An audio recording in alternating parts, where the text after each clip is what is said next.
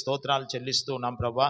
యేసయ్యా, మరి ఈ ఉదయకాల సమయమందు మీ సన్నిధానంకి వస్తూ ఉన్నాం. మా అందరితో మీరు మాట్లాడండి. ముఖ్యంగా నేను మీ అధికారం ఒప్పుకుంటున్నాను.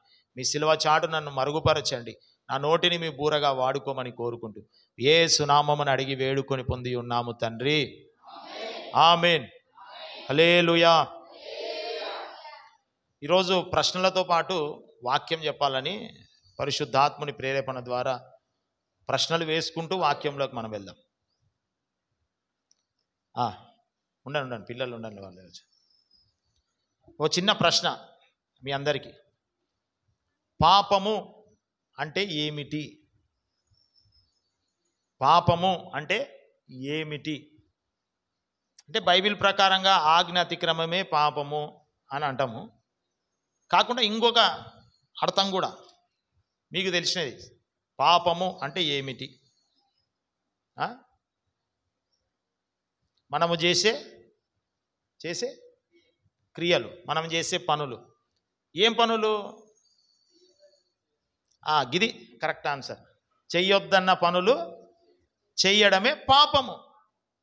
ఏదది? చెయ్యొద్దన్న పనులు చేయడమే పాపం. అయితే నేను ఇక్కడికి వచ్చినప్పుడు మిమ్మల్ని అందరినీ కూడా లేచి నిలవన్నప్పుడు, అమ్మా మీ చేతులకు పని పెట్టండి, మీ నోళ్లకు పని పెట్టండి, మీ కనులకు పని పెట్టి కళ్ళు మూసుకొని దేవుని స్తుతించండి అని నేను పని చెప్తున్నా. మీరు చేస్తున్నారా?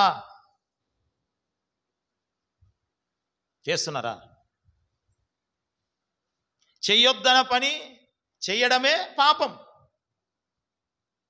చెయ్యన పని చెయ్యకపోవడమే పాపం. పాపం అంటే రెండు అర్థాలు ఉంటాయి. చెయ్యొద్దన పని చెయ్యడము తప్పు, చెయ్యి అనే పనిని చెయ్యకపోవడం తప్పు.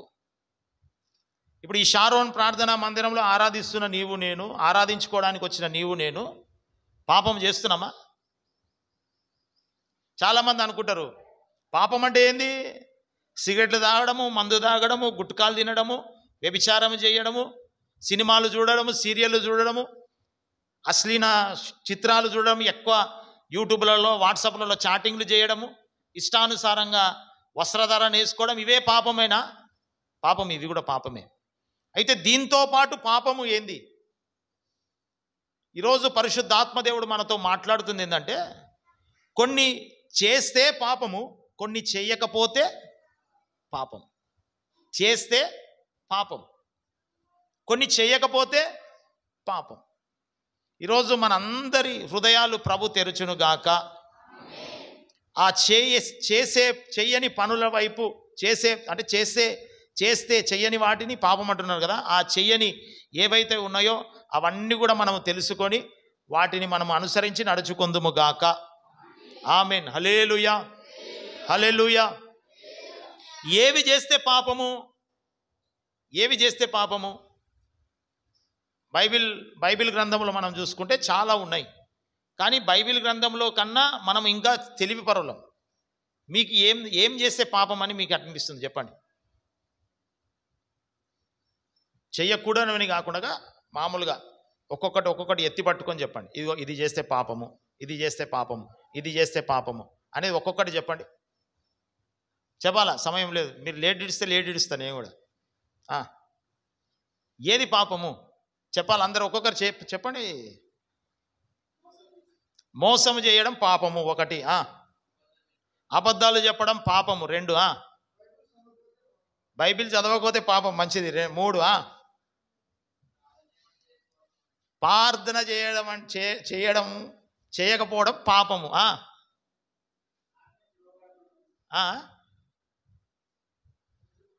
బూతులు మాట్లాడడం పాపము. ఇంకా స్త్రీలు ఎవరు చెప్పరా? మీరందరూ పాపం లేని వారేనా? అది అసలు తెలియదా? ఆ వర్డ్ అంటే, ఆ అక్షరం అంటేనే తెలియదా? ఆ పదం అంటేనే తెలియదా? చెప్పండి. ప్రకాశం అన్న చెప్పు, నీకు తెలియదా? పాపం అంటేనే తెలియదా? చెప్పండి అమ్మా. అబద్ధం వచ్చేసింది. నేను ముందులే చెప్పిన ప్రశ్నలతో కూడిన వాక్యం. అబద్ధం వచ్చేసింది. చెప్పండి ఇంకా. మదమ్మ తల్లి ఏం పాపం? అరుణదేమ తల్లి మస్తు ఉన్నాయి కదా. క్రమము లేకుండా ఉండడం పాపము, మోహపు చూపులు పాపము, నరహత్య పాపము. పరమేశ్ మంచి, వెరీ గుడ్. చర్చికి లేట్ అయి వస్తే కూడా పాపము, మంచిదే. ఆజ్ఞ అతిక్రమమే పాపము. ఇవి కాదు, బైబిల్లో వచ్చినవి కాకుండా సహజంగా ఈ లోకములో ఉన్న వాటి గురించి చెప్తాం. ఈ లోకములో ఉన్న వాటి గురించి టీవీలు చూడడము పాపము, టీవీలకు అత్తుకొని పోవడము పాపము, భర్తను దూషించడము పాపము, భార్యను దూషించడము పాపము, పిల్లలను నోటికొచ్చినట్ల ఇష్టానుసారంగా బూతు మాటలు మాట్లాడడం పాపము, సరసోక్తులు మాట్లాడడం పాపము, కళ్ళు తాగడం పాపము, బీడీలు తాగడం పాపము, సిగరెట్లు తాగడం పాపము, మన మధ్యలో లేని వ్యక్తి గురించి, ఇద్దరు వ్యక్తులు కలిసినప్పుడు మూడవ వ్యక్తి గురించి మాట్లాడడం పాపము, ఇంకా గోరింటాకులు చేతికి వేసుకోవడం పాపము, పాపము వేసుకోకూడదు. గోరింటాకులు వేసుకోవడము పాపము, పాపము. పూలు పెట్టుకోవడం పాపము, పెట్టుకోకూడదు. లిప్స్టిక్లు, అదేంది మేకప్లు, ఆ కప్పులు ఈ కప్పులు పెట్టుకోవడం పాపము, పెట్టుకోకూడదు, పెట్టుకోకూడదు.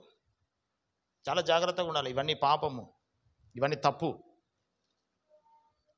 అయితే ఇవన్నీ చేస్తే పాపము. దేవుడు ఏమంటున్నాడు? ఇవి చెయ్యొద్దు అని అంటున్నాడు. అయితే దేవుడు అంటున్నాడు కొన్ని చెయ్యమంటున్నాడు, కొన్ని చెయ్యొద్దు అంటున్నాడు, కొన్ని చెయ్యమంటున్నాడు. చెయ్యమనేటివి చెయ్యకపోవడం కూడా పాపమే. ఏమి చేయొద్దు అన్నాడు అనేది ఒక మాట మనం చూద్దాం. గళితులకు రాసిన పత్రిక 5వ అధ్యాయం 19వ వచనం నుంచి 21వ వచనం వరకు.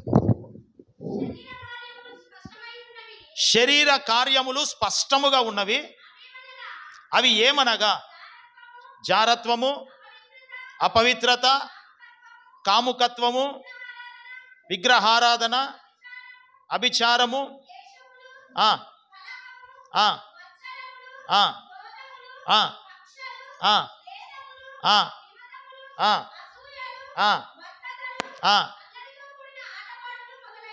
ఇంకా మొదలైన ఉన్నాయంట. ఇవన్నీ కూడా శరీర కార్యములు. శరీర కార్యములు చేసే ప్రతి ఒక్కటి పాపమే. ఈ శరీర కార్యాల వలన మనం దేవుణ్ణి సంతోషపెట్టలేము, ఇది గుర్తుపెట్టుకోవాలి. అవి స్పష్టముగా ఉన్నాయి. విగ్రహారాధన అంటే యేసయ్య కన్నా నీవు ఏ వస్తువునైనా ఇష్టపడితే విగ్రహారాధన.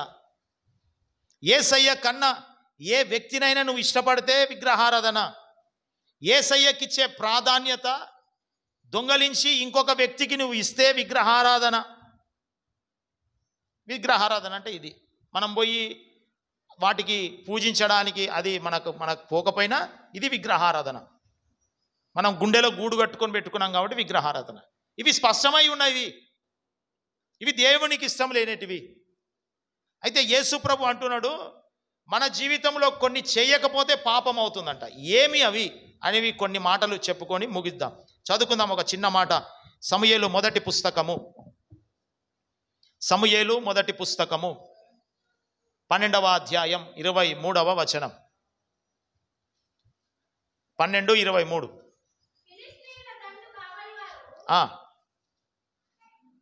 12:23. నా మటుకు నేను మీ నిమిత్తము ప్రార్థన చేయుట మానటం వలన. ఇది మనకు కావాల్సిన వాక్యం. ఇంతకుముందు నరేష్ బ్రదర్ చెప్పినాడు, ప్రార్థన చేయకపోవడము పాపము. నా మట్టుకు నేను మీ గురించి ప్రార్థన చేయకపోతే, చదవమ్మా. యెహోవాకు విరోధముగా పాపము చేసిన వాడనవుతాను. ఈ మాటలు అర్థమైన వాళ్ళు 2 చేతులు ఎత్తి హల్లెలూయా చెప్పండి. హల్లెలూయా. నేను ఒక ప్రశ్న ఇస్తాను మీకు. ఇందులో ఏం అర్థమైంది మీకు? ఇందులో ఏం అర్థమైంది చెప్పాలా? లేట్ చేస్తే లేట్ అవుతుంది. చెప్తున్నా, మీకు ఇష్టం, మీ మీదనే భారం. ఒకరు అంటారు 2:30 అయిందంటే లేట్ అయిందన్న అదంటే, సార్ అంతా మీ మీదనే సార్, అంతా మీరే సార్ అని అన్నారు. సరేలే అప్పుడైతే నేను ఇప్పుడు మీదే సుడిపారు చెప్పాలా తొందర. ఈ వాక్యంలో మీకు ఏం అర్థమైంది?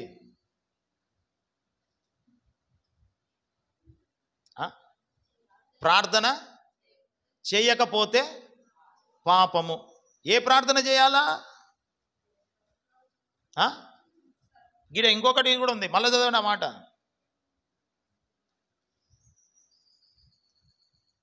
చదవండి చదవండి. ఏ నిమిత్తము? ఎవరి నిమిత్తము? మీ నిమిత్తం. అంటే ఇతరుల నిమిత్తము, ఇతరుల గురించి మనము ప్రార్థన చేయకపోతే పాపము.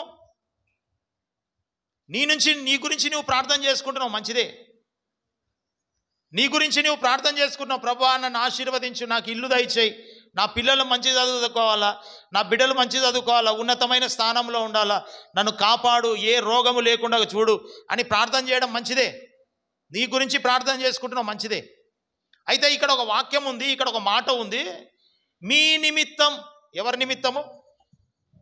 మీ నిమిత్తం అంటే మీ కొరకు, మీ నిమిత్తం, ఇతరుల కొరకు, నీ పక్కనోళ్ళ కొరకు, నీ ఇంటిలో ఉన్న నీ బంధువుల కొరకు, నీ స్నేహితుల కొరకు, నీ సంఘము కొరకు, నీ సంఘములో ఉన్న విశ్వాసులైన వస్తున్న విశ్వాసుల వారి కొరకు, ఈ ప్రాంత ప్రజల కొరకు, ఈ దేశము కొరకు, రాష్ట్రాల కొరకు, ప్రపంచ దేశంలో ఉన్న ప్రతి వారి కొరకు ప్రార్థన చేయకపోతే ఏమైందంట?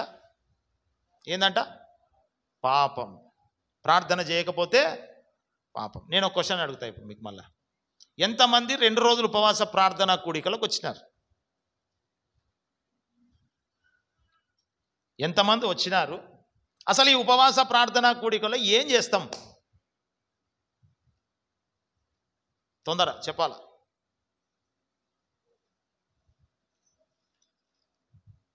మీరు చెప్పకపోతే ఇట్లనే ఉంటుంది, నేను కూడా ఇట్లనే నిలబడతాను. చెప్పాలా? సమయం లేట్ అవుతుంది. ముత్యాల మొదలే సెల్లు చూసుకుంటున్నాడు మళ్ళా. చెప్పండి, ఎంతమంది ఉపవాస ప్రార్థనకు వచ్చినారు? వచ్చిన వాళ్ళు చేతులు లేపండి. ఎవరు వచ్చినారు? అరుణోదయం తల్లి వచ్చింది, మంచిదే, దేవునికి స్తోత్రం. సరే, ముగింపులో వచ్చిన వాళ్ళని చేతులు లేపండి. ముగింపు మహిమకరంగా ఉండే ముగింపులో వచ్చిన వాళ్ళు చేతులు లేపండి. ఉపవాస ప్రార్థనకి, ఇక్కడికి కాదు, ఉపవాస ప్రార్థనకు ముగింపు వచ్చిన పుష్పమంతను రాలేదా? చేయలేపండి. ఇంటికాడ పెట్టొచ్చినా చేయలేపండి. ముగింపులో వచ్చిన వాళ్ళన్నా చేయలేపండి. రానేమా చేయలేపమ్మా. అట్లా చూస్తున్నది కొట్టుతున్నట్లా. ఎందుకు ఉపవాస ప్రార్థనలు పెట్టినాము? ఎవరి కోసం పెట్టినాము? ఉపవాస ప్రార్థనలు ఏం చేస్తాం? మీకున్న సహజ సిద్ధమైన ఆలోచన చెప్పండి, ఒక చిన్న ఆలోచన. ఎందుకు ఉపవాస ప్రార్థనలు పెడతాం? ఎందుకు పెడతాం? పక్కిరేమ తల్లి ఇట్లానా? అందరి గురించి పెడతాం. దేవునికి స్తోత్రం. ఇంకేం ఆలోచన? ఏం చేస్తాము ఉపవాస ప్రార్థనలో? ఏం చేస్తాం? మీకున్న ఆలోచన చెప్పండి, మీకున్న ఐడియా. ఏం చేస్తాం ఉపవాస ప్రార్థనలో? ఏం చేస్తామమ్మా సరోజమ్మ? ప్రార్థన చేస్తాం. ఎవరి కొరకు? అందరి కొరకు ప్రార్థన చేస్తాం. మంచిదే, దేవునికి స్తోత్రం. దేవుడు మిమ్మల్ని దీవించి ఆశీర్వదించును గాక. పలకను గట్టిగా ఆమేనని. ఆమేన్. అయితే నేనంట, ఈ వాక్యానికి మనం చేసే పనులకు ఏమన్నా లింక్ ఉందా? సింక్ అవుతుందా? ఏమన్నా అతుక్కుంటుందా? వాక్యం అంటది, బాబు నువ్వు ప్రార్థన చేయకపోతే ఇతరుల కొరకు పాపం రా అని వాక్యం అంటుంది. సంఘములో 2 రోజులు ఉపవాస ప్రార్థనలు పెట్టి సేవకుడు కడుపు మార్చుకొని 2 రోజులు తిండి తిప్పలు మానేసి మోకరించి ఇతరుల కొరకు ప్రార్థన చేస్తుంటే మీరందరూ ఏం చేస్తున్నారు?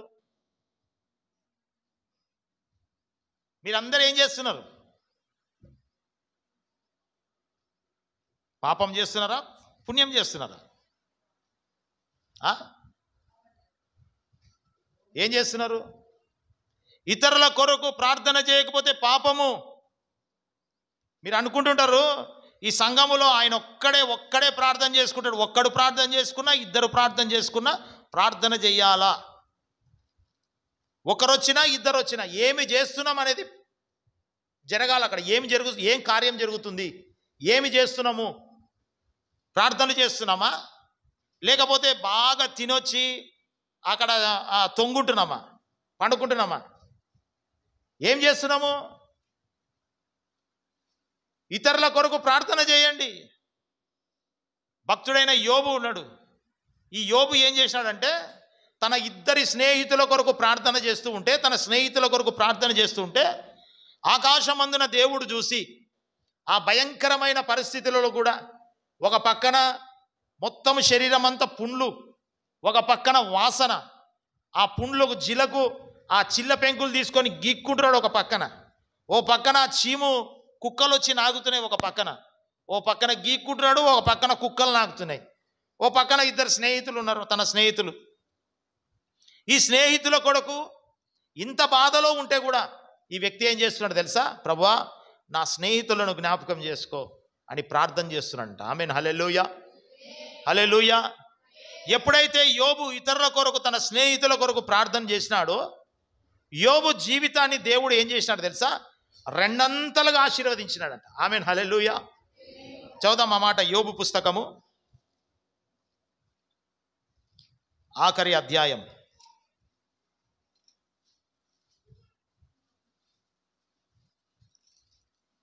42వ అధ్యాయం 10వ వచనం చదవండి.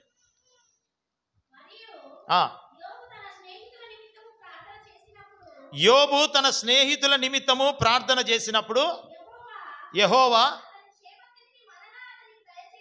అతని క్షేమస్థితిని మరలా అతనికి దయచేసెను. 12వ వచనం.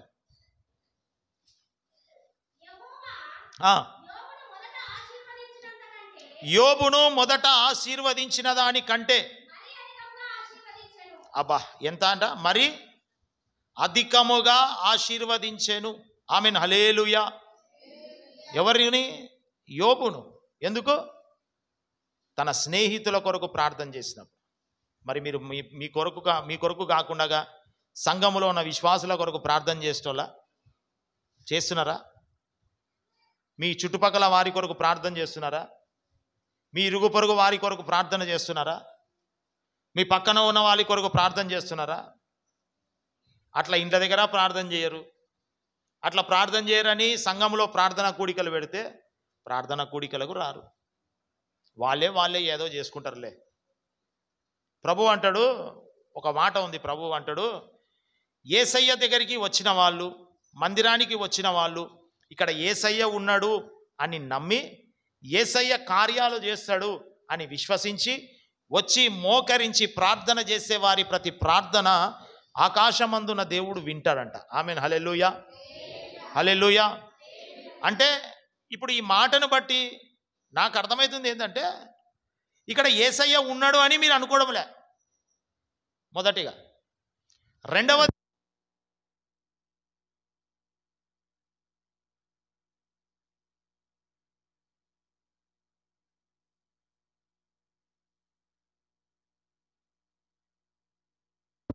కార్యాలు జరుగుతాయని మీరు అనుకోవడంలే. అవునా? ఇక్కడికి వస్తే సార్ ఉద్యోగాలు ఉన్నాయి, కూలి పనులు ఉన్నాయి, ఓకే, కూలి పనులకు ఉదయం పోతారు, ఉద్యోగాలకు ఉదయం పోతారు, సరే అట్లనన్నా చేసి సాయంకాలం కూడా ఉపవాస ప్రార్థనలు పెట్టినాం. కనీసం సాయంకాలం అన్న వస్తున్నారా? సాయంకాలం అన్న వస్తూ ఉన్నారా? నువ్వు ఎక్కడికి వెళ్ళినా, 100 మంది సంఘానికి వెళ్ళినా, లక్షల మంది వెళ్ళిన సంఘానికి వెళ్ళినా, వేల మంది సంఘానికి ఉన్న సంఘానికి వెళ్ళినా, మొదటగా నీకు నాకు ఉండవలసింది ఏంటంటే నీవైనా నేనైనా అక్కడ యేసు ప్రభు ఉన్నాడు అని నీవు నమ్మాలా. వాడు చిన్న పాస్టర్ అయినా పెద్ద పాస్టర్ అయినా, వాళ్ళు అభిషేకింపబడిన వాళ్ళైనా అభిషేకింపబడిన వాళ్ళు కాకపోయినా, ఏదో చిన్న సంఘముగా ఒక 2-3 సంఘాన్ని నడుపుతూ ఉన్నా, లక్షల మంది సంఘాలు, వేల మంది సంఘాలు, 100 మంది విశ్వాసులు వచ్చే సంఘాలు ఉన్నా, విశ్వాసులు వచ్చే సంఘము నడుపుతూ ఉన్నా, మొదట నువ్వు విశ్వసించింది చేయాల్సిందంటే ఇదిగో అక్కడ యేసయ్య ఉన్నాడు. నేను వెళ్ళి అక్కడ మోకరిస్తే యేసయ్య ఖచ్చితంగా నా మాట వింటాడు. నన్ను ఆశీర్వదిస్తాడు, నా సమస్యను తీరుస్తాడు. ఇవి రెండు ఒక విశ్వాసి జీవితంలో, ఒక సేవకుని జీవితంలో నువ్వు ఉంటే నా దేవుడు ఖచ్చితంగా మిమ్మల్ని ఆశీర్వదిస్తాడు. ఆమేన్. హల్లెలూయా, హల్లెలూయా. ఇతరుల కొరకు ప్రార్థన చెయ్యాలా? ఇతరుల కొరకు ప్రార్థన చెయ్యలేదనుకోండి, మీరు ఆశీర్వదింపబడరు. మీరు మీ కుటుంబాలలో మేలులు పొందుకోరు. మీరు మీ కుటుంబాలలో గొప్ప కార్యాలు చూడరు. గత వారం కూడా చెప్పిన ఒక మాట, జలగ ఎప్పుడు ఏమంటదంట చెప్పాలా? ఏమంటదంట? ఇమ్ము ఇమ్ము ఇమ్ము అని ఉంటుందంట. అట్లా ఉండకూడదు. మనం ఇతరుల క్షేమము కొరకు, యేసు ప్రభుని నమ్మిన వారి కొరకు, యేసు ప్రభుని నమ్మని వారి క్షేమము కొరకు నువ్వు ఎప్పుడైతే మోకరించి ప్రార్థన చేస్తావో, వాళ్ళ రక్షణ కొరకు, సేవకుల క్షేమము కొరకు, సంఘ క్షేమము కొరకు ఎప్పుడు నువ్వు ప్రార్థన చేస్తూ ఉంటావో, నా దేవుడు ఏం చేస్తాడు తెలుసా? నీవు స్వార్థము లేని ప్రార్థన చూసి, నీలో ఉన్న నిస్వార్థమైన ప్రార్థన చూసి నీ ఇంటి స్థితిగతులన్నీ కూడా విశాలపరుస్తాడు. ఆమేన్. హల్లెలూయా, హల్లెలూయా. నా దేవుడు కోరుకునేది కూడా అదే. మన దేవుడు కూడా కోరుకునేది ఏంది? స్వార్థము లేని ప్రార్థన, నిస్వార్థమైన ప్రార్థన మన దేవుడు కోరుకునేది. ఎప్పుడైతే ఈ నిస్వార్థమైన ప్రార్థన అనే పునాది మీద నీ ఆత్మీయ జీవితాన్ని నువ్వు కట్టుకుంటావో, నీ స్థితిగతులన్నీ కూడా దేవుడు విశాలపరచి ఆశీర్వదించి అభివృద్ధిపరుస్తాడు. హల్లెలూయా, హల్లెలూయా. మొదటగా మనం చేయవలసింది ఏంటంటే ప్రార్థన. ఇతరుల కొరకు ప్రార్థన చేయకపోతే అది పాపము. ఇతరుల రక్షణ కొరకు, నశించిపోతున్న ఆత్మల భారము కలిగి ఇతరుల కొరకు ప్రార్థన చేయకపోతే, నీకు సువార్త ప్రకటించడానికి రాదు, కరపత్రాలు ఇవ్వడానికి భయము, సరే 4 గోడల మధ్యలో సమయం వేస్ట్ చేయకుండా మోకరించి, ప్రభువా ప్రాంత ప్రజలందరినీ రక్షించు ప్రభువా అని ప్రార్థన చేస్తున్న ఒక 10 నిమిషాలు ఈ పిల్లిగుంట్ల ప్రాంత ప్రజల కొరకు చేస్తున్నామా? నీ ఇంటి వారి కొరకు, నీ ఇంటి ముందర వారి కొరకు చేస్తున్నావా? సంఘములో ఉన్న వారి కొరకు చేస్తున్నావా? సంఘములో ఉన్నవారు ఆత్మీయతలో ఎదగాలని చేస్తున్నావా ప్రార్థన? సంఘములో సేవకుడు ఉన్నాడు, ప్రభువా ఈ ప్రాంతాన్ని ఆయనకి, ఈ ప్రాంత ప్రజలని ఆయనకి, మేము పోకపోయినా ఉపవాసం ఉండి కడుపు కాల్చుకొని మా కొరకు ప్రార్థన చేస్తున్నాం. మేము ఇంటికాడ కుంభాలు డేక్షలు తింటున్నాం, ప్లేట్లు తింటున్నాం. ఆయన మాత్రం తినకుండా ఉపవాసం ఉంటున్నాడు ప్రభువా, కన్నీటితో ప్రార్థనలు చేస్తున్నాడు ప్రభువా, ఆయనకు క్షేమం, రక్షణ, అందరి రక్షణ కొరకు రక్షణ దయచేయి అని ఎప్పుడైనా ప్రార్థన చేసినావా? ఎప్పుడు చూసినా నేను తినాలా, నేను అరిగించుకోవాలా, నేను తినాలా, నేను అరిగించుకోవాలా. అవతలోడు ఏమైతే ఏమి, ఈ సేవకుడు కాకపోతే ఇంకో సేవకుడు వస్తాడు, మంచిదే. ఈ సేవకుడు కాకపోతే ఇంకో సేవకుడు వస్తాడు. కానీ మీరు ఆశీర్వదింపబడరే? మీరు ఆశీర్వదింపబడతారా? నేనుగా చెప్పేది, ప్రభువు చెప్తున్నాడు ఆ మాట, అందులో ఉంది, బైబిల్లో ఉంది, వాక్యం చెప్తుంది. మీరు పాపాన్ని మూట కట్టుకుంటారే? పాపాన్ని మూట కట్టుకుంటారా లేదా? లేదా? ఉందా? చెప్పాలా? ఉందా? నోరు తెరచండి. బ్రష్లు వేసుకున్నారు కదా పొద్దున, ఉందా లేదా? ఉంది. మొదటగా ప్రార్థన చేయకపోతే ఏందంట? పాపము. ఎవరి కొరకు? ఇతరుల కొరకు ప్రార్థన చేయకపోతే పాపం. ఆమేన్. హల్లెలూయా, హల్లెలూయా. రెండవదిగా చదువుకుందాం. యాకోబు పుస్తకము 4వ అధ్యాయం 17వ వచనం. కుర్చీ మీద కూర్చున్నాం. ఉండండి, కూర్చోండి. ఆ కుర్చీ బిడ్డ ఒక కుర్చీ. యాకోబు పుస్తకము 4వ అధ్యాయం 17వ వచనం చదవాలి.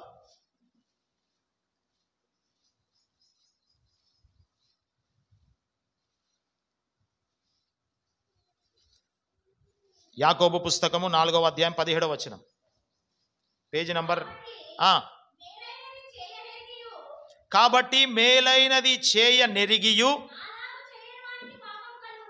అలాగు చేయని వానికి పాపము కలుగును. ఆమేన్, హల్లెలూయా. మొదటిగా ఇతరుల కొరకు ప్రార్థన చేయకపోతే పాపము. రెండవదిగా మేలైనది చేయనెరిగియు అలాగూ చెయ్యని వానికి పాపము కలుగును. అంటే మంచి పనులు తెలిసి కూడా, మంచి పని తెలిసి కూడా చేయకపోవడం పాపం. మంచి తెలిసి కూడా చేయకపోవడము పాపం. మంచి చేయాలని ఎందుకు ప్రయత్నించాలి? ఇతరుల కొరకు మంచి చేయాలని ఎందుకు ప్రయత్నించాలి? కొంతమంది ఉంటారు, మేలు ఇతరులు అడిగినప్పుడు వాళ్ళకు సహాయం చేయడానికి స్తోమత ఉన్నా చేయలేరు. ఇతరులకు సహాయం చేయాలని నీ దగ్గరికి వచ్చినప్పుడు నీకు స్తోమత ఉన్నా సహాయం చేయలేని పరిస్థితి కొంతమందికి. అయితే ప్రభు వాక్యం స్పష్టంగా చెప్తుంది, మేలైనది చేయగోరియు, మేలైనది చేయడానికి నీకు శక్తి కలిగి కూడా, ఒకరికి సహాయం చేయడానికి దేవుడు నీకు శక్తినిచ్చినా కూడా నీవు చేయకపోతే పాపం.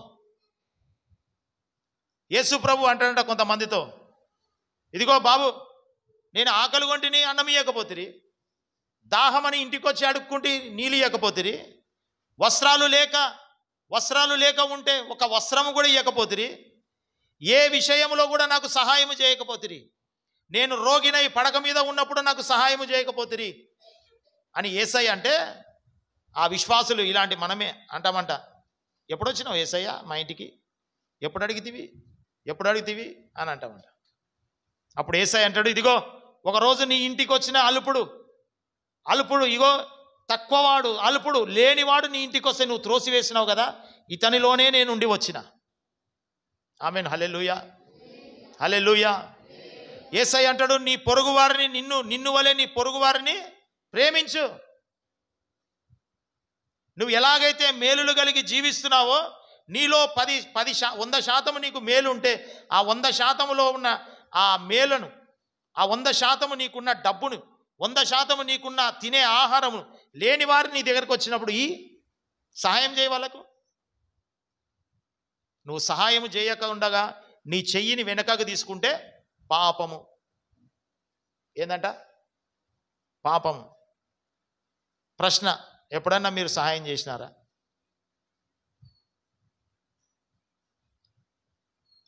చేతులు లేకపోదండి, మనసులో చెప్పుకోండి, చేసినారా? అంటే అక్కడ పోయేటోళ్ళకి పిలిచి ఛాయ్ తాపడం సాయం చేసేది కాదు అది. ఛాయ్ తాగన్నా అంటారు. బయటికి పోతే సార్ నాకు కూడా 10 ఛాయలు లేకపోతే ఉద్దరనైనా ఛాయ్ తాగి కడుపు అంటే లేస్తుంది అంటే ఛాయ్ తాగనంటారు. అది మేలు కాదు. సంఘ అవసరాలు ఏమై ఉన్నాయి తెలుసుకొని సహాయము చేయడం మేలు.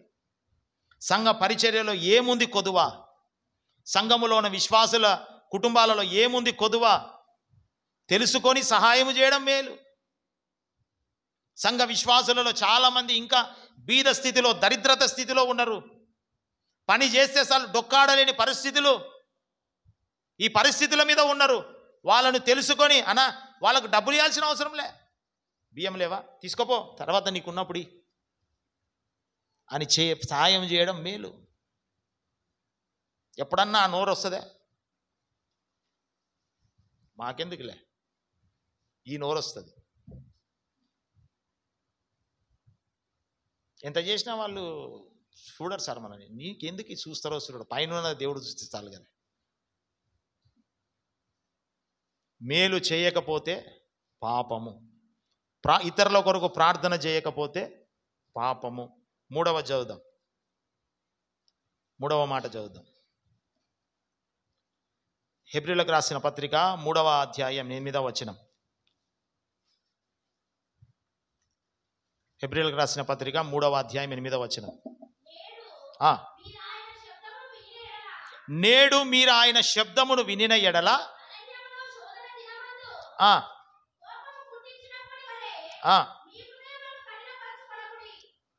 చాలా మంచి మాట. ఇదేందో తెలుసా? నీ హృదయమును కఠినపరచుకొనకుడి. నీ హృదయమును కఠినపరుచుకుంటే పాపము. మీ హృదయాన్ని కఠినపరుచుకుంటే పాపం. ఇంట్లో ఉంటారు కొంతమంది, అడుగుతూ ఉంటే కూడా బంధువులు ఎవరన్నా సొంతం తమ్ముడు అడుగుతుంటే కూడా పైసలి అంటే అన్న పైసలు ఇయ్యడు, సహాయం చేయంటే సహాయం చేయడు. అప్పుడు అంట ఏం అంత కఠినం అయిపోయింది హృదయం ఇది, మొన్నటిదాకా బాగుంటుంది కదా, పెళ్లి చేసుకుంటేవి అప్పుడే మా వదిన వచ్చిన తర్వాత ఇట్లా ఇంత కఠినమైంది నీ హృదయం, కఠినాత్ముడు అని అంటాం. అయితే ప్రభు అంటున్నాడు, ఈ షారోన్ ప్రార్థన సంఘంలోకి వచ్చిన సంఘ విశ్వాసులారా, వింటున్న నీవైనా నేనైనా సరే, మీ హృదయములను కఠినపరచుకొనకుడి. హృదయాన్ని, చెవులను కఠినపరుచుకొని వినే మాటలను వినకుండగా, గ్రహించుకోకుండా హృదయాన్ని రాయిలాగా చేసుకోవద్దండి. ఇశ్రాయేలు ప్రజలు ఉన్నారంట, వాళ్ళను 430 సంవత్సరాలు బానిసత్వంలో ఉంటే ఆ శత్రువు బానిసత్వంలో నుండి బయటికి తీసుకొని రావడానికి ఆ ప్రాంతంలో దేవుడు గొప్ప కార్యాలు చేసినాడు. ఒక 10 తెగుళ్ళు దేవుడు ఆ ప్రాంతంలో ఐగుప్తు ప్రజలకు ఇచ్చినాడు. ఒక 10 తెగుల తెగత వాళ్ళని బాధ పెట్టినాడు. ఇశ్రాయేలు ప్రజలు పక్కనే ఉన్నారు ఐగుప్తు ప్రజల దగ్గరనే, ఇంటి పక్కన ఇల్లు, ఇంటి పక్కన ఇల్లు, ఇంటి పక్కన ఇల్లులు ఉన్నాయి. పని చేసుకుంటున్నాడు, ఇద్దరు కలిసి తిరుగుతున్నాడు, ఐగుప్తుడు ఇశ్రాయేలు. వానికి తెగులు వచ్చినా కానీ ఇశ్రాయేలు వాళ్ళకి తెగులు రాలే. దేవుని బిడ్డలకు వాళ్ళకు బాధ కలిగింది కానీ వీళ్ళకు బాధ కలిగే, వాళ్ళకు రోగం వచ్చింది కానీ వీళ్ళకు రోగం రాలే, వాళ్ళకు నష్టం కలిగింది, కరువు వచ్చింది కానీ వీళ్ళకు సమృద్ధి ఉంది. వాళ్ళు తాగుతున్న నీళ్లు రక్తమైనా కానీ వీళ్ళు తాగుతున్న నీళ్ళు రక్తం కాలే. ఇంతగా దేవుడు వాళ్ళకు మేలు చేస్తే ఈ 430 సంవత్సరాల నుంచి ఆ బానిసత్వం నుంచి బయటికి తీసుకొచ్చి ఎదురుగా ఉన్న ఎర్ర సముద్రమును చీల్చి ఆరిన నేల మీద నడిపించి ఆహారం కావాలంటే పూరీలను తీసుకొని వస్తే, ఇదిగో మన్నాను, పరలోకంలో దేవుని దూతలు తినే ఆహారం మన్నాను కురిపిస్తే తినుకుంటూ తినుకుంటూ తినుకుంటూ తినుకుంటూ సాగిపోతూ సాగిపోతూ సాగిపోతూ ఒక దగ్గరకు వచ్చి అంటున్నారంట, మోషేను అహరోను మీద సనుగుతున్నారంట. ఏమని సనుగుతున్నారంటే, అక్కడి నుంచి ఎందుకు తీసుకొచ్చినావు, ఎందుకు తీసుకొచ్చినావు, సంపనిగా తీసుకొచ్చినావా, మాకు మా పశువులకు త్రాగడానికి నీళ్ళు లేవు, తినడానికి ఆహారం లేదు, ఇదిగో ద్రాక్ష పండ్లు లేవు, ఇదిగో ఈత చెట్లు లేవు, ఖర్జూరాలు లేవు, అక్కడ ఉంటే మంచిగా తింటుంటిమి అని చెప్పి సనుగుతున్నారంట. అయితే ఇక్కడ ఉన్నవారికి మనకు కొంచెము దగ్గర పోలికలు ఉంటాయి. దేవుడు ఇంతవరకు మనల్ని కాపాడకపోతే మనం కాపాడబడతామా? చెప్పాలా మీరు? కాపాడబడతామా? దేవుడు మీకు పని చేసుకోవడానికి శరీరంలో బలం ఇవ్వకపోతే మీరు పని చేసుకుంటారా? దేవుడు మీకు 3 పూటలు తినడానికి ఆహారం ఇవ్వకపోతే ఆహారం తింటారా? దేవుడు మీకు ఆహారం తినడానికి ఈ 4-5 ఏళ్లకు శక్తిని ఇవ్వకపోతే ఆహారం కలుపుకొని నోట్లన పెట్టుకుంటారా? దేవుడు నీకు శక్తి ఇవ్వకపోతే తిన్న ఆహారం జీర్ణం అవుతుందా? ఇంత మేలులు చేస్తే దేవుడు ఆదివారం మందిరానికి రమ్మని డుమ్మ కొట్టుకొని నీ హృదయాన్ని నీవు ఎందుకు అంత భయంకరమైన ఆ పరిస్థితి కఠినపరుచుకుంటున్నావు? దేవుని సన్నిధానానికి రాకుండా నీ హృదయాన్ని ఎందుకు కఠినపరుచుకుంటున్నావు? ఇన్ని మేలులు చేసి తల్లి గర్భములో రూపింపక మునిపే, తల్లి గర్భములో ఉన్నప్పుడే ఆ తల్లి గర్భములో మొత్తం ఉమ్మనీరు ఉంటుంది. ఉమ్మనీరు ఇది బయటకు వచ్చి మునుగుతేనేమో, నీళ్ళలో మునుగుతేనేమో చచ్చిపోతావు. తల్లి గర్భంలో ఉమ్మనీరులో మునుగుతేనేమో చచ్చిపోవు. ఇంత అద్భుతం చేసి నేను బయటికి తీసుకొని వస్తే, కానీ పెంచి ఒక సంరక్షకునిగా నీ పక్క నుండి ఆయన దూతల్ని పెట్టి ఆయన చేతి నీడలో నేను దాచి ఉంచితే, నీకు ఏమి కావాలనో సమయానికి అది నీకు ఇస్తూ ఉంటే, దేవుని సన్నిధానంకి వచ్చి దేవుని స్తుతించడానికి, దేవుని సన్నిధానంకి వచ్చి ప్రార్థనలో పాల్గొనడానికి, దేవుని సన్నిధానంకి వచ్చి కుటుంబం అంతా సాయంకాలం కానీ కుటుంబ ప్రార్థన చేసుకోవడానికి నీ హృదయాన్ని ఎందుకు కఠినపరుచుకుంటావు? ఎందుకు కఠినపరుచుకుంటావు? పొందుకున్న మేలులన్నీ పొందుకుంటువి. చిన్న రోగం నీ కొడుకుకి వస్తే, ప్రభా రోగం వచ్చిందని ఉరుకులాడుతీవి, వానికి రోగం పోయిన తర్వాత ఉరుకులాడకుండా ఆగితివి. చిన్న బాధ కలిగితే సార్ అని ఫోన్లు చేసి ప్రార్థన చేపించుకుంటువి, వానికి మంచిగా అయిన తర్వాత అన్నీ అయిపోయిన తర్వాత ఇంకా మందిరానికే మానేస్తేవి. ఇదే కఠినపరుచుకో. అంటే నేను ఎందుకు మాట్లాడుతానంటే, ఐగుప్తు నుంచి తీసుకొని వచ్చిన ఇశ్రాయేలు ప్రజలకు, ఇప్పుడున్న ఈ పిల్లిగుండ్ల ప్రాంతంలో ఉన్న ఈ ఇశ్రాయేలు ప్రజలకు, ఈ షారోన్ ప్రార్థనా మందిర ప్రజలకు దగ్గర సంబంధాలు ఉన్నాయి. ఉన్నాయా లేవా? ఉన్నాయా మదమ తల్లి? ఉన్నాయా? దేవునికి స్తోత్రం. ఒప్పుకున్నందుకు దేవునికి స్తోత్రం. హల్లెలూయా. ఉన్నాయి. ఉన్నాయి. కఠినపరుచుకోవద్దు నీ హృదయాన్ని. వాత వేయబడిన మనస్సాక్షి వద్దు. ఒకవేళ నువ్వు హృదయాన్ని కఠినపరుచుకొని ఇంతగా నువ్వు ఉంటే ఆకాశమందున దేవుడు చూసి నీకు అవకాశాలు ఇచ్చి లాస్ట్కి ఏం చేస్తాడు తెలుసా? ఆ వాగ్దాన భూమిలోనికి నువ్వు అడుగు పెట్టవు. ఆ పరలోకం అనే వాగ్దాన భూమిలోనికి నువ్వు అడుగు పెట్టవు. నీ హృదయాన్ని కఠినపరుచుకోవద్దు. హృదయాన్ని కఠినపరుచుకొని ఆ 40 సంవత్సరాలు అరణ్యంలో బయటికి వచ్చిన వాళ్ళు కొంతమంది, కొన్ని లక్షలైతే ఆఖరికి చచ్చిపోయి కొంతమంది మాత్రమే ఆ వాగ్దాన దేశంలో అడుగుపెట్టినారు. ఎందుకు? చేసిన మేలులు మర్చిపోయిన కఠినాత్ములు. నిన్న ఒక తల్లి ఫోన్ చేసింది నాకు.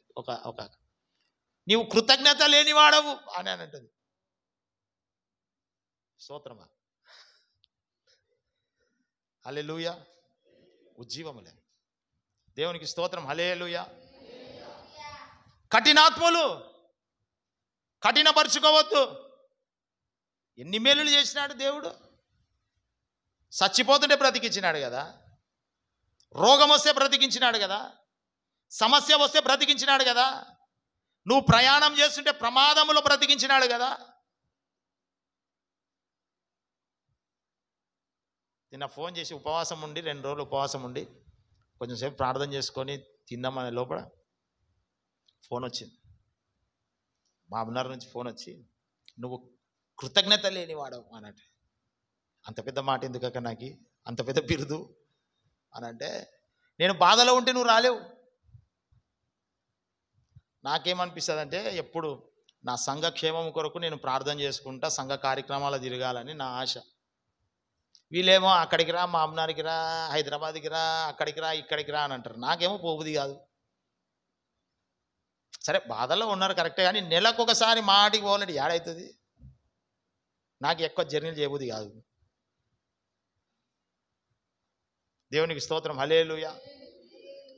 ఇక ఈ బిరుదు పొందుకొని ఇంకా లాస్ట్కి సరేలేక ప్రెజలాడ్ 2 రోజులు ఎందుకు ఉపవాసం, ఇంకా నేను తినలేదక, తింటా ప్రెజలాడ్ అని చెప్పి పెట్టేసి కఠినపరుచుకుంటాం. హృదయాన్ని కఠినపరుచుకోవద్దండి దేవుని విషయంలో హృదయాన్ని కఠినపరుచుకున్నారనుకోండి, మీకు నష్టం కలుగుతుంది. ఆ వాగ్దాన భూమిలోనికి అడుగుపెట్టరు. సంఘ సహవాసంలో మీరు పొందుకున్న మేలులను అనుభవిస్తూ కూడా హృదయాన్ని కఠినపరుచుకొని ఇంకా మందిరానికి దూరంగా ఉంటూ ఉన్నారనుకోండి, ఉన్న మేలులు కాదు, ఇక పొందుకునే మేలులు కూడా పొందుకోరు. సంఘంలో జరుగుతున్న కార్యక్రమాలకు, సంఘ సహవాసంలో అంటుకట్టబడి ఉండండి. ఆమేన్, హల్లెలూయా. ఇశ్రాయేలు ప్రజలు కఠినస్తులుగా మార్చబడినారు. ఎప్పుడైతే వాళ్ళ హృదయము కఠినంగా మార్చబడిందో, ఆ అరణ్యంలో లక్షల మంది, వేల మంది సంఖ్యలలో చనిపోతూ ముందుకు సాగినారు. నష్టము కలుగుతూ సాగినారు. తాపకరమైన పాముల చేత వేధింపబడుతూ సాగినారు. ఆ భూమి నేరలు విడిచి కొంతమంది గుంపును మింగేసింది. భయముతో సాగినారు. ఈరోజు ఆ భయము లేకుండగా మనశ్శాంతితో ప్రశాంతంగా నా ఆత్మీయ జీవితాన్ని, నా బ్రతుకులను పరిశుద్ధాత్ముడు సాగిస్తూ ఉన్నాడు అనంటే కేవలము ఆయన మన పట్ల చూపుతున్న ప్రేమ, కేవలము ఆయన మన పట్ల చూపుతున్న కృప. ఈ కృపను త్రోసివేసుకొని హృదయాన్ని కఠినపరుచుకొని ఆ సంఘం ఏమిలే, అంతసేపులు ప్రార్థన చేయాలన్నా, మరి ఎంతసేపులు చేస్తావు, ఎంతసేపులు తింటావు, తినేదేమో కుంభాలు ప్లేట్లు తింటావు, అరిగించుకోకుండా గొంతులు వచ్చేంత వరకు తింటావు. అంతసేపులు ప్రార్థన చేయాలన్నా, ఎంతసేపులు ప్రార్థన చేస్తావు, ఎంతసేపులు నిద్రపోతావు. ఒక 5 గంటలు నిద్రపో, నీకు ఆరోగ్యం మంచిగా ఉంటుంది అని అంటే రాత్రి 9 గంటలకు వండుకుంటే పొద్దున్న 8 గంటలకు లేస్తావు, 12 గంటలు నిద్రపోతావు. ఎంతసేపులు టీవీ చూస్తావు. గివైతే చూడొచ్చు, గివైతే చేయొచ్చు. పనికిరాని పనులు, పనికొచ్చే ప్రార్థన ఎంతసేపులు, తొందర ముగ్గి ఎంతసేపులు. కఠినం చేసుకోవద్దు హృదయం.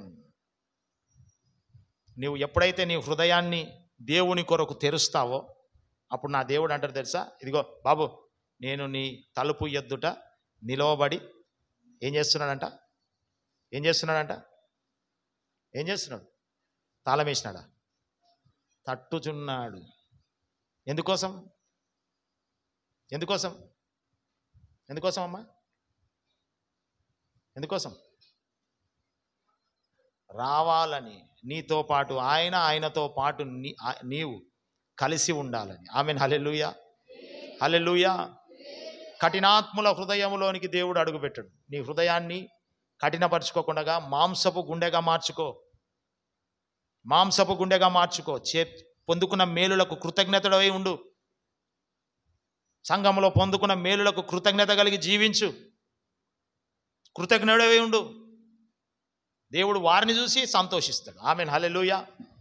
మొదటిగా ఏం చేయకూడదంట, ఇతరుల కొరకు ప్రార్థన చేయకపోతే పాపము. రెండవదిగా మేలు చేయకపోతే పాపం.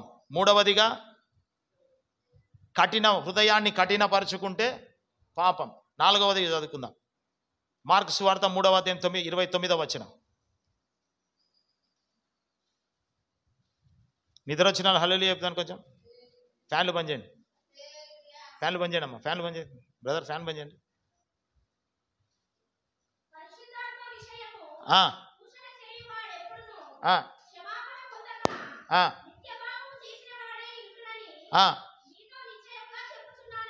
నాది కూడా బంద్ చేయి. మీకైతే ఫ్యాన్ కావాలా, నాకైతే మాకు ఇయర్ సార్ అంటారు. మళ్ళీ అందరం ఒకటే సార్ ఉంది. బంద్ చేయి, ఫ్యాన్ బంద్ చేయి. ఫ్యాన్ బంద్ చేస్తే నిద్ర వస్తుంది. ఫ్యాన్ తిరుగుతుంటే నిద్ర వస్తుంది కదా. అది కూడా బంద్ చేయండి. పురుషుల సైడ్ ఫ్యాన్ వేడి ఉందనుకో ఇట్లా తుడుచుకుంటుంటాం, నిద్ర రాదు. ఫ్యాన్ ఉందనుకో శరీరం అలసిపోయింటుంది, ఎండకి గాలి చల్లగా కొడుతుంటుంది. జోలపాట పాడతాను, నువ్వు వండుకో, నువ్వు వండుకో, నువ్వు వండుకో అంటుంటుంది. ఆమేన్. హల్లెలూయా, హల్లెలూయా, హల్లెలూయా. చదవమ్మా. పరిశుద్ధాత్మ విషయము దూషణ చేయువాడెవ్వడును క్షమాపణ పొందక నిత్య పాపము చేసిన వాడై యుండునని. నాలుగవ పాపం ఏంటంటే పరిశుద్ధాత్మకు విరోధముగా మాట్లాడువాడు పాపము చేసినట్లు. ఆత్మకు విరోధంగా మాట్లాడువాడు, ఆత్మ కార్యాలకు విరోధమైన క్రియలు చేయువాడు, ఆత్మకు ఎదురు మాట్లాడువాడు, పరిశుద్ధాత్మ ఆరాధనలో ఆరాధించకుండా ఇష్టానుసారంగా ప్రవర్తించే వాళ్ళు. ఇక్కడ పరిశుద్ధాత్మ అభిషేకం పొందుకునేటప్పుడు నీవు కళ్ళు మూసుకొని ఆరాధించకుండా ఏదో ధ్యాసలో పరధ్యానంలో ఉండేవాళ్ళు పాపము చేసిన వారు. జాగ్రత్త, జాగ్రత్త, జాగ్రత్త. యేసు క్రీస్తు ప్రభునైనా నువ్వు దూషిస్తే క్షమాపణ ఉంటుంది, కానీ పరిశుద్ధాత్ముని దూషిస్తే ఈ లోకమందైనను రాబో తరతరాల వరకైనను నీకు పాప క్షమాపణ కలుగదు, ఉండదు. కాబట్టి ఆత్మ విషయములో చాలా జాగ్రత్తగా ఉండాలి, చాలా జాగ్రత్తగా ఉండాలి. నవ్వడం, ఇకిలి నవ్వులు చేయకూడదు. నమ్మాలా, చదవాలా, నమ్మాలా. భాషలు మాట్లాడుతుంటే ఇతరుల ఆత్మలో పొందుకొని వాళ్ళు ఆరాధిస్తూ ఉన్నప్పుడు వాళ్ళని చూసి ఇట చూసి ఇకిలి నవ్వులు చేయకూడదు. జాగ్రత్త ఉండాలి దేవుని సన్నిధానంలో. ఎప్పుడైతే ఇక్కడ సేవకుడు వచ్చి, విశ్వాసులు వచ్చి అందరూ చేతులెత్తి స్తోత్రం, స్తోత్రం, స్తోత్రం అని ప్రార్థన చేస్తూ ఉండగానే ఆత్మదేవుడు ఇక్కడ సంచారము చేస్తాడు. ఆత్మదేవుడు సంచారం చేసి ఒక్కొక్కరిని తన ఆధీనంలోనికి తీసుకుంటాడు. ఒక్కొక్కరి మీద ఆయన నింపబడతాడు, ఒక్కొక్కరి మీద ఆయన ఉంటాడు. ఎప్పుడైతే ఆయన ఉంటాడో నూతనమైన భాషలు మాట్లాడడం ప్రారంభిస్తారు. ఈ భాషలు చూసి వినేటప్పుడు ఇకిలిన వాళ్ళు నవ్వకూడదు. అర్థమైందా? పరిశుద్ధాత్ముని దూషణ పాలు చేస్తే ఇహమందు కానీ యుగ యుగాలు కానీ ఎప్పుడు కూడా పాప క్షమాపణ ఉండదు. పాపము. ఇంకో మాట చదువుకుందాం. అదే మత్తయి సువార్త 12వ అధ్యాయం 32వ వచనం. త్వరగా ఇంకా 10 నిమిషాలు ఉంది మనకి.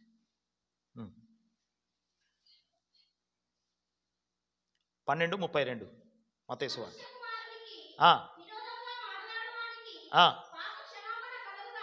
మనుష్య కుమారునికి విరోధంగా మాట్లాడువానికి పాపక్షమాపణ కలుగుతుంది, కానీ ఇదిగో ఆత్మ చేసే కార్యాలకు పరిశుద్ధాత్మునికి విరోధంగా మాట్లాడితే ఈ యుగమందైనను రాబో యుగమందైనను పాపక్షమాపణ లేదు. చాలామంది యూట్యూబ్లలో అవి చూసుకుంటే యేసుప్రభుని ఎప్పుడో తిడుతూనే ఉంటారు. ఈ వాక్యము చదివినప్పుడు ఒకటే అనిపిస్తుంది, యేసుప్రభుని తిట్టినా నీకు క్షమాపణ ఉంటుంది. పరిశుద్ధాత్ముని నువ్వు దూషిస్తే తిడితే నీకు క్షమాపణ ఉండదు. వాక్యం క్షుణ్ణంగా తేట తెల్లగా మనకు చెబుతూ ఉంది. మనం సరి చేసుకొని పడాలా. ఈ అంత్య దినములో ఏది పాపము కాదో తెలుసుకొని మనము నడవాలని పరిశుద్ధాత్ముడు కోరుకుంటున్నాడు. ఆమేన్. హల్లెలూయా, హల్లెలూయా. 4వది, పరిశుద్ధాత్మునికి విరోధంగా మాట్లాడడం పాపము. ఆత్మ కూడికలు పెట్టినప్పుడు సమయం ఉంటుంది, ఇంట్లో ఆత్మను పొందుకోవాలని ఆశ ఉండదు. ఎందుకంటే మనం నమ్మితే వస్తావు, నమ్మనందుకే ఇంటికాడ కూర్చుంటావు. నమ్మితే వస్తావు, నమ్మనందుకే ఊక ఆ కూర చేయాలా, ఈ తోటకూర చేయాలా, ఆ వంకాయ చేయాలని వంకాయల మీద తోటకూర మీద సాకులు చెప్తావు. నమ్మితే వస్తావు కదా ఆత్మకుడికి. నమ్మితే మోకరించి పరిశుద్ధాత్మ అభిషేకం కొరకు అడుగుతావు కదా. నమ్ము, దేవుని కార్యాలు నీ జీవితంలో చూస్తావు. ఆమేన్. హల్లెలూయా, హల్లెలూయా. 5వదిగా చదువుదాం. రోమీలకు రాసిన పత్రిక 14వ అధ్యాయం 23వ వచనం. 5.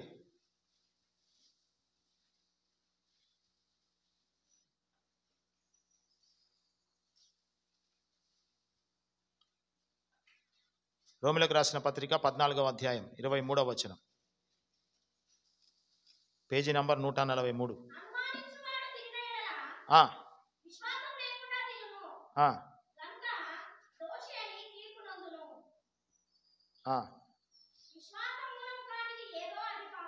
విశ్వాసమూలము కానిది ఏదో అది పాపము. ఆమేన్. హల్లెలూయా. విశ్వాసము కానిది అనంటే అవిశ్వాసం. విశ్వాసము కానిది అనంటే అవిశ్వాసం. ఇప్పుడు ఒక ప్రశ్న, మీకు విశ్వాసం ఉందా, అవిశ్వాసం ఉందా? మీకు విశ్వాసం ఉందా, అవిశ్వాసం ఉందా? దేవుని సన్నిధానంకి వస్తే, ఇంతకుముందు నేను చెప్పిన, దేవుని సన్నిధానంకి వస్తే దేవుడు ఉన్నాడని, అక్కడ ప్రార్థనలు చేస్తే నా ప్రార్థనలు వింటాడని విశ్వాసముతో దేవుని సన్నిధానంకి వస్తూ ఉన్నావా? ఏ చిట్పుట్టు సేవకుడు మొన్ననే కదా సేవకుడు అయినాడని చెప్పి అవిశ్వాసముతో వస్తూ ఉన్నావా? రాకుండా ఉన్నావా?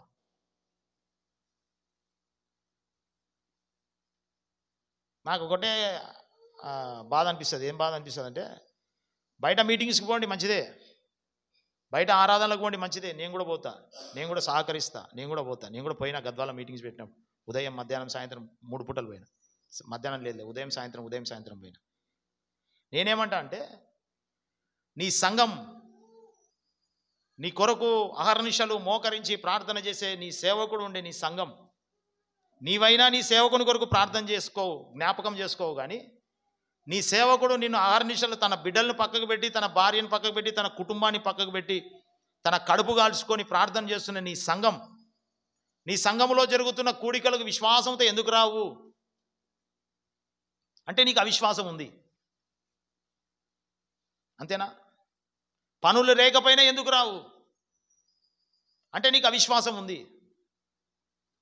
ఎక్కడెక్కడనో దాంట్లోకి ఇప్పుడు ఈరోజు అది ఉందంట, అక్కడ యాటలు కోసినారంట, చికెన్లు పెడుతున్నారంట అని డబ్బలు పట్టుకొని ఉరుకుతావే. ఉరుకు, ఏం కాదు, ఉరుకొద్దని అంటలేను, ఉరుకు. కానీ నీ సంఘం ఏదైనా బాధ కలిగితే ఫోన్ చేసి, రాత్రి అయినా ఫోన్ చేసి, సార్ ఇట్లా ఉంది సార్ అని చెప్పే నీ సేవకుడు, ఉరుకులాడమైతే ఆడుకురుకులాడతావు, బాధలైతే ఇక్కడ పంచుకుంటావా? మరి అది కూడా అక్కడికే ఫోన్ చేస్తే అయిపోయి కదా. అంటే విశ్వాసం లేదు. విశ్వాసం లేదు. విశ్వాసము లేనిది ఏదో, అవిశ్వాసము కలిగి ఉంటే పాపము. ఏదంట? అవిశ్వాసము కలిగి ఉంటే పాపము. నీవు చెప్పే ప్రతి విన్నపము, ఇక్కడికి వచ్చి ప్రార్థన చేసుకునే ప్రతి ప్రార్థన, ప్రతి విన్నపము దేవుని సన్నిధానంలో చేర్చబడుతుంది. ఖచ్చితంగా దేవుడు ఇస్తాడు అని నమ్మకముతో నువ్వు ఏ ప్రార్థన చేసినా సరే దానికి మేలులు పొందుకుంటావు నువ్వు. ఆమేన్, హల్లెలూయా. అక్కడ పోతేనే జరుగుతుంది, ఇక్కడ పోతే జరగదు అని అనుకున్నావు అనుకో, అక్కడ పోతే జరగదు, ఇక్కడ పోతే జరగదు, ఎక్కడ పోయినా జరగదు. అయిపోయి నీకు అవిశ్వాసం వచ్చేసింది లోపల, నీకు అవిశ్వాసం వచ్చేసింది లోపల. ఈ ఎక్కడ పోయినా జరగదు. ఈ ఎంత పెద్ద అభిషేకుడు నీ తల మీద చేపెట్టినా, నీ ఇంటి మీద చేపెట్టినా జరగదు. అయిపోయింది. అవిశ్వాసము లోపలికి రాకూడదు. విశ్వాస సహితమైన ప్రార్థననే దేవుడు ఏం చేశాడంట? ఆలకిస్తాడంట. అందుకనే ప్రభు అంటాడు, నేను ఉన్నానని నమ్మి, నేను తీరుస్తానని నమ్మి నా యొద్దకు వచ్చే వారి ప్రతి ప్రార్థన ఆకాశమందున్న దేవుడనైన నేను విని వాటికి మేలులను, వారికి మేలులను, ఆశీర్వాదాలను కుమ్మరిస్తా. ఆమేన్, హల్లెలూయా. ఐదవదిగా ఏంటంట? విశ్వాసము లేకపోవడమే పాపం. మరి ఉందా లేదా? అన్ని కార్యక్రమాలు అయిన తర్వాత లాస్ట్కి ఇంక అక్కడ పోయినా ఇక్కడ పోయినా ఏం జరుగుతలేదబ్బా, మా దగ్గరికి పోదాంలే అని ఉరుక్కుంటూ వస్తుంటారు కొంతమంది. అది కాదు. విశ్వసించు. ఎక్కడ పోయినా సరే, చిన్న సంఘమైనా విశ్వాసం కలిగి ఉండు, పెద్ద సంఘమైన విశ్వాసం కలిగి ఉండు, ఇంకా పెద్ద సంఘమైన విశ్వాసం కలిగి ఉండు. ఎన్ని లక్షల మంది వచ్చే సంఘమైనా నీలో విశ్వాసం ఉంటే దేవుడు కార్యాలు చేస్తాడు. 4 గోడల మధ్యలో కూర్చొని ప్రార్థన చేస్తే దేవుడు కార్యాలు చేస్తాడు. చేయడా? చేస్తాడా? చేయడా? చేస్తాడు.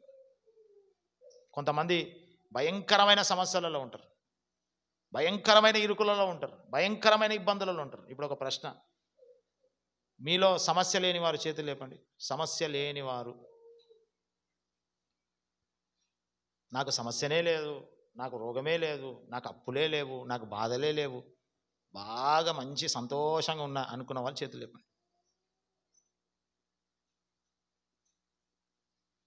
చేతులు లేపండి. అందరికి ఉన్నాయా? నీకు కూడా ఉన్నాయా పరమేష్? ఆయనకో సమస్య, చదువు సమస్య, ఎవరి సమస్యలు వాళ్ళకి. మరి నేనంటాను, మరి ఉపవాస ప్రార్థనలు ఎందుకు రారమ్మా? విశ్వాసం లేదా?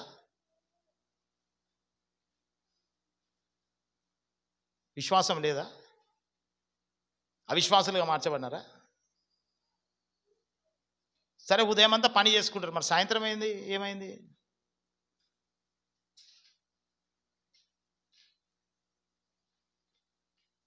ఏమైంది సాయంత్రం?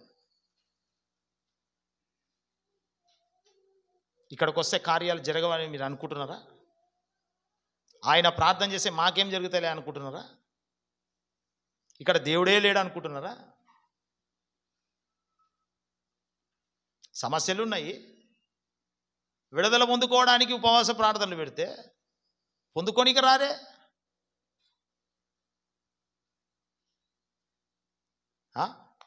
ఏదో అర్థం కాలే నాకు అదంతా. నేను అదే నిన్న రాత్రి అడుగుతూ ఉంటే ఈ క్వశ్చన్ అడుగు నువ్వు అని పరిశుద్ధాత్మ నాకు ప్రేరేపించినాడు. సమస్యలు ఉన్నాయి, లేవా? ఉన్నాయా? చేతులు చెప్పాలా, నోరు చెప్పాలా, నోరు చేసి ఉన్నాయా లేవా? ఉన్నాయి. పొందుకోవాలని ఆశ ఉందా లేదా? మరి ఎందుకు వస్తలేరు? పనికి పోతున్నారు. సాయంకాలం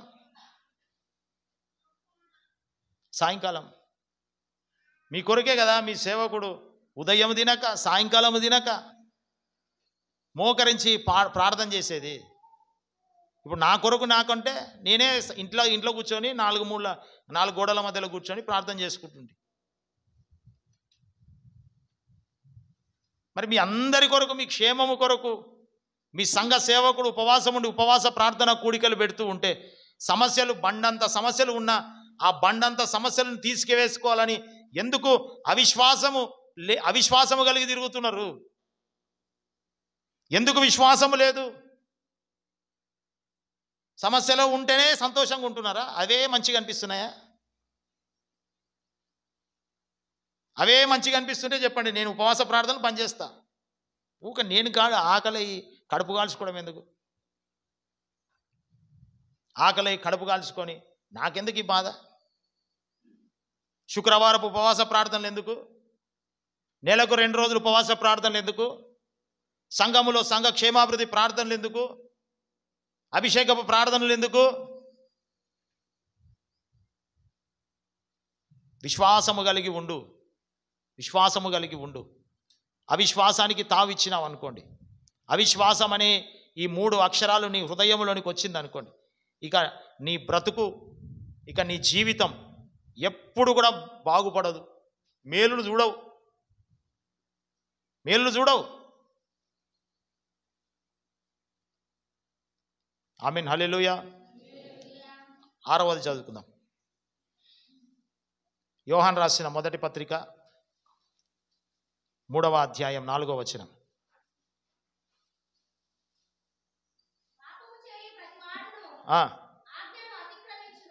ఆజ్ఞను అతిక్రమించును. ఆజ్ఞ అతిక్రమమే పాపము. అంటే చెప్పిన మాట వినకపోవడమే పాపం, చెప్పిన మాట చేయకపోవడమే పాపం. ఉదాహరణకు మనం గమనిస్తే ఈ సృష్టి ప్రారంభంలోనే దేవాది దేవుడు 2 వ్యక్తులను సృష్టించినాడు. ఒక పండును తినొద్దన్నాడు, తిన్నారు. ఆజ్ఞ అతిక్రమమే పాపం.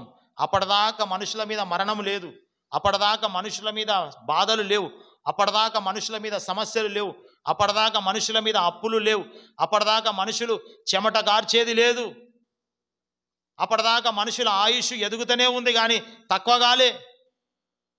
కానీ ఎప్పుడైతే ఆజ్ఞను అతిక్రమించినారో, ఎప్పుడైతే పాపము చేసినారో, ఇగో అప్పటి నుంచి వాళ్ళు చెమట గారడం ప్రారంభించినారు. అప్పటి నుంచి వాళ్ళ ఆయుష్ తగ్గడం ప్రారంభించబడింది.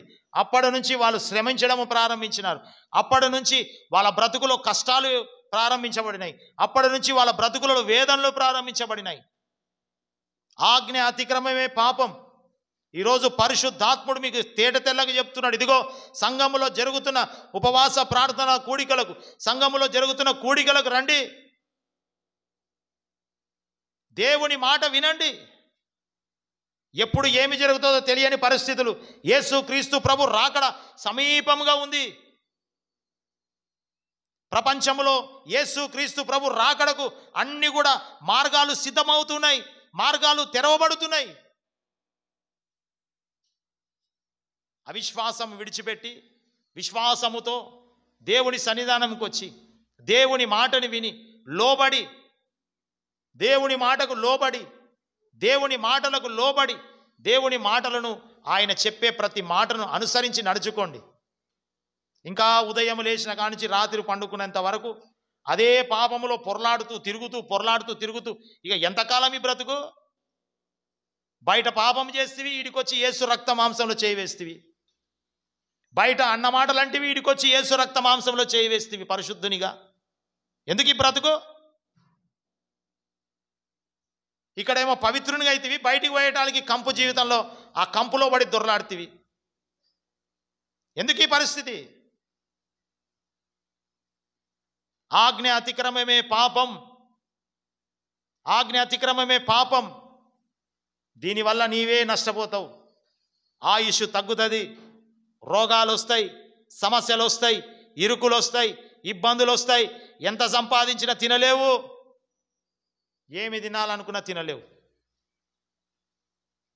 నువ్వు కడపార సంతోషంగా అది తినాలనుకున్నా తినలేవు. ఎందుకు తెలుసా? ఆజ్ఞను అతిక్రమిస్తున్నావు. దేవుడిచ్చిన మాటను నువ్వు త్రోసివేస్తున్నావు.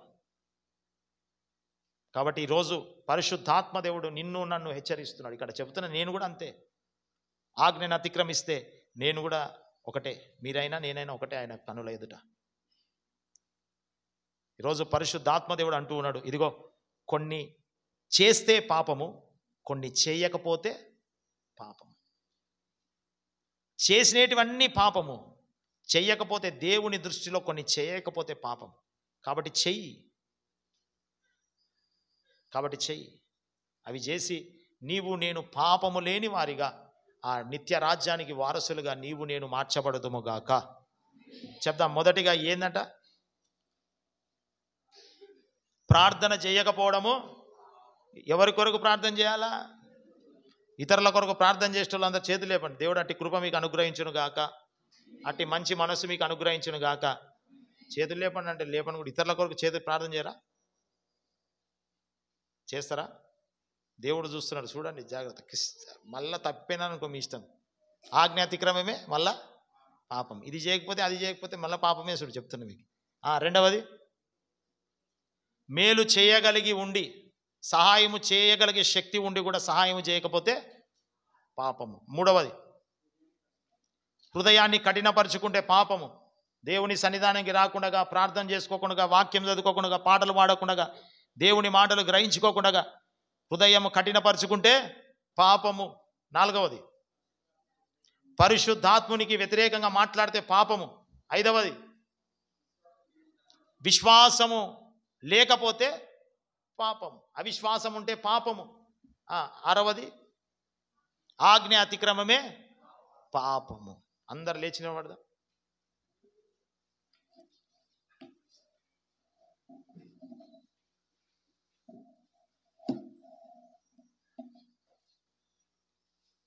అందరం లేచి నిలబడదాం. వాక్యం అర్థమైన వాళ్ళందరూ హల్లెలూయా చెప్పండి. అబద్ధం చెప్తే కూడా పాపమే. అబద్ధం చెప్తే కూడా పాపమే. ఇప్పుడు చెప్పండి, వాక్యం అర్థమైన వాళ్ళు హల్లెలూయా చెప్పండి.